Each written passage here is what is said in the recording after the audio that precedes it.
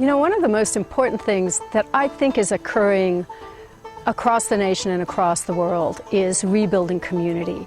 And one of the ways we do that is through local food.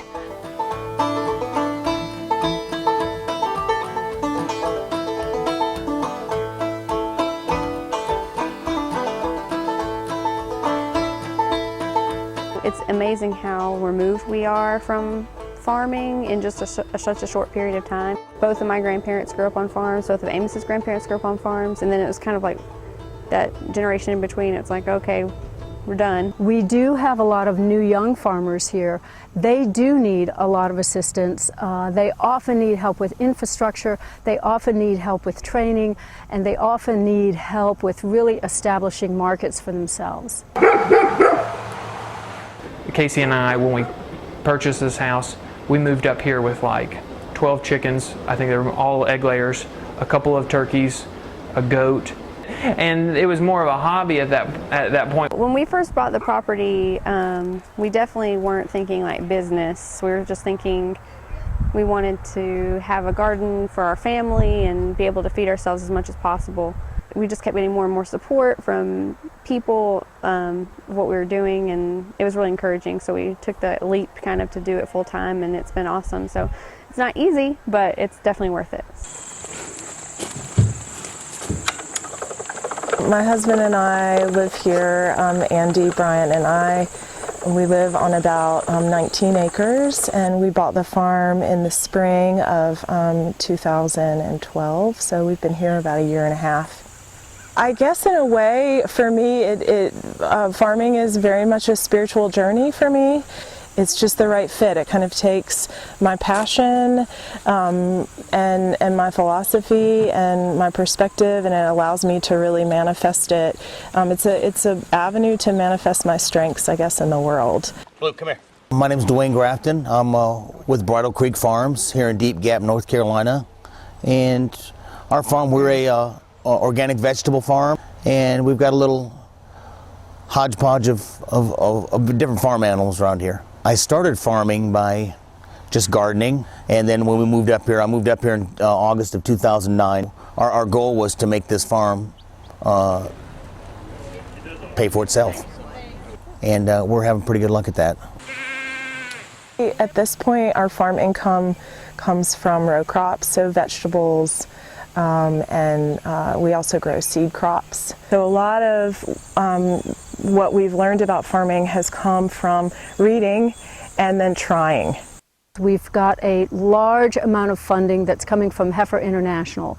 That funding is really all about building the local food movement. We've been lucky enough to receive grant money over the past couple of years as we've been building our business. In different capacities, we were able to get equipment. The first grant that we really, I guess that really helped us out was we got equipment for processing poultry.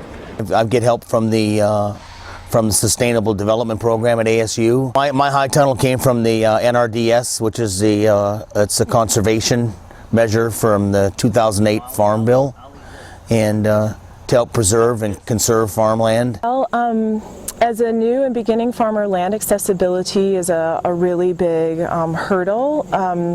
Acquiring land is a big challenge for new farmers. We've got some folks in the state who are working on land link programs and working with a lot of different conservancy groups, and I think this is just something that's going to build and grow larger. We can't even keep up with the demand for what people want, and I feel like there's so much room for other people to be farming and making a living really around here, and you know, feeding the community here.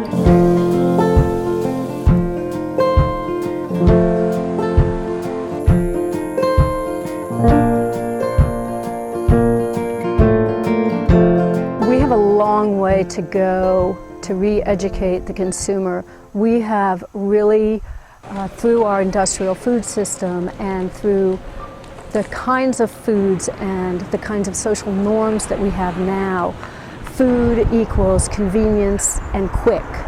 When folks go to the big box stores, they're getting food that's imported from other countries. It might be from across the United States, but so often now it's South America, it's China. I've even heard Africa is sending some kinds of produce over. And if you think about the energy cost that is in that food and the relationship of the cost that we're paying for that food and what the farmer actually gets, it's pretty astounding. One of the stats that we have is that a farmer actually only gets 16 to 18 cents on the dollar for the food they produce. And that's pretty shocking because they're the ones who do the work, who take care of the earth, who make sure the food is grown in a way that's healthy and viable and sustainable. Shopping local will change that equation. It will bring fresher, better food to us more directly. You know, we feel like if we put out a superior product, then it should command a better price at market. And I think people are realizing that, and you know, a few extra cents here, a dollar there, you know, is worth it, I think, and people are starting to realize that, you know, just because it's cheaper doesn't mean it's better. We'd seen this model for the business from some other small farms. Community-supported agriculture, so CSA for short. I'm a member of the CSA for the quality of the foods, the local grown, healthy foods that you can't get when it's all being imported from 3 and 4 countries away and it's been gone through freezing and unfreezing and storing and all sorts of stuff. This stuff is totally fresh. This week we got, I don't know what protein we got this week, I didn't look, but we got kale, we got potatoes, we got squash, I got radishes, I got eggplants, I got tomatoes, cabbage. I mean, we were spending, before we started with the CSA, on an average for a family of 5, we would spend between $800 and $1,000 a month in food. We pay them $160 a month. What we've done is connected with a particular consumer base that wants to know where their food comes from. In a sense, we are their farmers, like the way that you have a family practitioner, where they're family farmers. They have a dentist, where they're farmers. I'm buying local food because of the vitamins that are in the local food. The closer you get to home, the more love that is in your food, the healthier it is.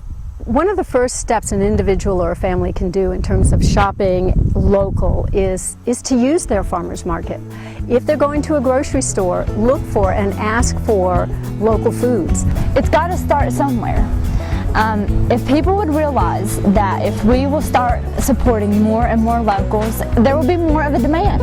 So you're going to have more farmers and you're going to have more food. It's got to start somewhere. The prices can drop, but you know, you got to have people that have a revolution, that have a dream, and I'm one of those. But the main thing is we got to get the public to buy it, you know. Farmers can produce high quality food all day long, but they can only be successful if on the other side of the table or the other side of the checkout line there are consumers that place a value on that. We need to really rebuild the resilience and the self-reliance that is inherent in this region in Appalachia.